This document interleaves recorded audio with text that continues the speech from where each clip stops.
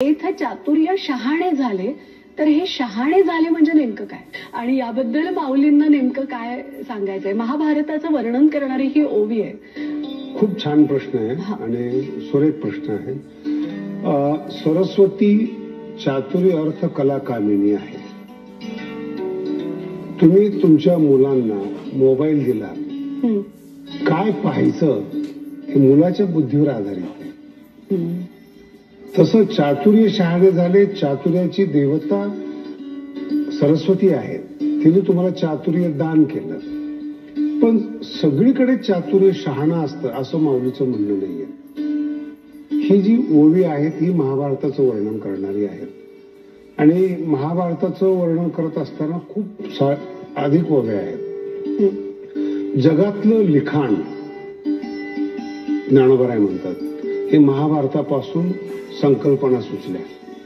Null दमयंतीची कथा असेल, प्रेमकथा असतील, भय चित्रपट असेल, विचित्रता असेल, अद्भुत असेल, हे 9च्या 9 रस मूळ महाभारत आहे. सकळ कथा जन्मस्थान महाभारत. सकळ कथा, काही ठिकाणी सकळ कौतुका जन्मस्थान. पण महाभारत 9 रसाची जननी आहे. हे फार समजण्यासारखं आहे. आणि पुढं वर्णन आलेलं आहे हे सरस्वतीचं माहेरघर आहे महाभारत. आणि याच बरोबर महाबोधी कोळीक धुनावली. महाबोधाला, आत्मज्ञानाला खूप कठोर मानतात, गहन मानतात. ज्ञानोबराय म्हणतात या महाभारतामुळे महाबोधाची कोळीक, कोमलपणा दुनावला, तो होताच अगोदर, दुनावला प्राप्त करण्याकरता कठीण होता. पण महाभारतामुळे मनुष्य शहाणे झाले. मग येत चातुर्य शहाणे असं का म्हटलं? काय असतं? दुर्योधन आहे, रावण आहे, हे सगळे चतुर आहे पण शहाणे नाही. हे अर्थ ज्ञानोबरांच्या, हा भाव ज्ञानोबरांच्या हृदयामध्ये आहे. म्हणून ते म्हणतात एथ चातुर्य शहाणे झाले. म्हणजे जग चतुर आहेत. मला सांगा, काही काही माणसं बोलतात की आम्ही अख्खी बाटली पचवतो, हे चातुर्य आहे. आम्ही इतके पैसे कमवतो, चातुर्य आहे. पण तुमचं शरीर जे कमवलेल्या पैशाचा उपभोग घेणार आहेत ते बर्बाद होते, हे वेड चातुर्य आहे. खूप मोठा भाव आहे याच्यामध्ये. प्रत्येकाने आपापला, आपण भावार्थ आहे हा काही विस्तारपूर्वक आपला भावार्थ ज्ञानेश्वरी नाहीये. पण जो आपल्या हातानं आपलं शरीर, आपली कीर्ती, आपलं मन बर्बाद करतो, पण तो चतुर आहे, श्रीमंत आहेत, हुशार आहेत, तो वेड आहे. त्याने जर महाभारत वाचलं तर येणारे धोके टाळता येतात. हे आपण चातुर्याचा असा दुरुपयोग केला तर असं होतं. म्हणून मिळालेलं चातुर्य महाभारतामध्ये वाचल्यानंतर येत चातुर्य शहाणे झाले. पुढचा शब्द फार गोड आहे. काही ठिकाणी प्रेम रुचीस आले, काही ठिकाणी प्रमेय रुचीस आले, असे पाठभेद आहेत. हे पाठभेद होण्याचं कारण आपण प्रक्षिप्त भाग असतो आणि जुन्या काळामध्ये बोलून लिहिलं जायचं. तो जो लेखक असायचा ना, तर त्याच्याकडून नजर चूक होत असं. प्रमेय शब्द लिहायच्या ऐवजी प्रेम लिहितो, किंवा प्रेम लिहिलं असेल तर प्रमेय लिहितो. मग ते असे 1000 शब्द असतील ज्ञानेश्वरीमध्ये. पण इथे ना प्रेम रुचीस आले. अच्छा, म्हणजे इथे प्रेम आहे, प्रमेय नाही. पण प्रेम रुचीस आले कारण काय? संसारातलं जे प्रेम आहे ना ते रुचकर नाही.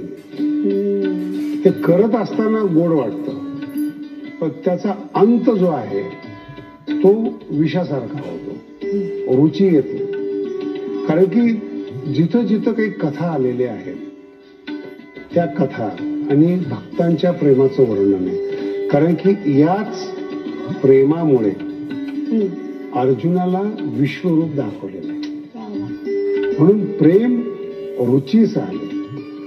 न तपस्वी लोकांना, न ऋषी लोकांना, न मुनींना, कोणालाही जे विश्वरूप दाखवलं नाही ते विश्वरूप अर्जुनाच्या प्रेमावर भाळून विश्वरूप मोकळं करण्यात आलेलं आहे. आणि आपल्याला 11 अध्याय जेव्हा येईल हो तेव्हा त्या भावार्थामध्ये आपण पाहू. प्रेम रुचीस आले, सौभाग्य पोखले सुखाचे पेठ. या ओळीचा उत्तरार्ध आहे. सुखाला सौभाग्य पुष्ट झालं, सुखाचं सौभाग्य पुष्ट झालं. ह्या संकल्पना सुद्धा सामान्य माणसाला माहिती नाही. लोकांना वाटतं सुख पाहिजे, सुख पाहिजे. सुख ज्याने पुष्ट होतं, सुखाचं सौभाग्य कळालं पाहिजे. ज्ञानोबा म्हणतात महाभारतामुळं सुखाचं सौभाग्य 2-3 अर्थ आहेत. आपण एक एक अँगलने पाहतो त्याला. आणि माधुरी मधुरता, सौभाग्य ज्यावेळेस पुष्ट होतं, मजबूत, नवरा मजबूत असला ना स्त्री बिनधास्त असते. काय झालं तरी माझा नवरा पाठीमागा आहे. तसं सुखरूप सौभाग्य आपल्या जीवनात आलं की आपण मदमस्त असतो. आमचे साधू संतांचे शब्दच येते, सुखाचे व्यवहारी सुख लाभ झाला. परमात्मा पाठीमागे आहे ना, सामान्य माणसाकडे लक्ष दिलं जात नाही. म्हणून महाभारताचं वर्णन करत असताना सौभाग्य पोखले सुखाचे येतं, माधुरी मधुरता, शृंगारी सुरेखता. फॅशनच्या ओळ येतं ना, हा शृंगारी सुरेखता. म्हणजे तुम्ही शृंगार कसा करावा याची सुरेखता जर तुम्हाला पाहिजे असेल तर या शृंगारातली विशेषज्ञ द्रौपदी होती. आणि ती शृंगारची जी सुरेखता आहे ते द्रौपदीच्या वर्णनातून येते आपल्याला. म्हणजे द्रौपदीला सैरंध्री हा शब्द मेकअप मॅन साठी वापरला जातो. मेकअप मॅन साठी नाही, वुमेन साठी. हा, मग सैरंध्री ही मेकअप करणारी स्त्री आहे. आणि तिची राणी द्रौपदी अज्ञातवासाच्या काळामध्ये तिने हा खेळ घेतला होता. म्हणून महाभारताच्या वर्णनात काय आलेलं आहे, शृंगारी सुरेखता, माधुरी मधुरता, शृंगारी सुरेखता, रूढपणा उचिता दिसले भले. मग हे महाभारताचं वर्णन आहे.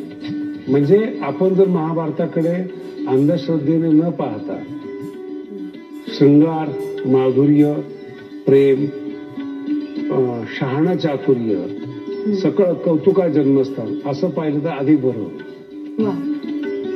आणि तीच ओवी मला असं वाटतं की या अर्थानंतर पुन्हा ऐकणं यामध्ये एक वेगळा भाव आहे. तर आपण ती ओवी लगेचच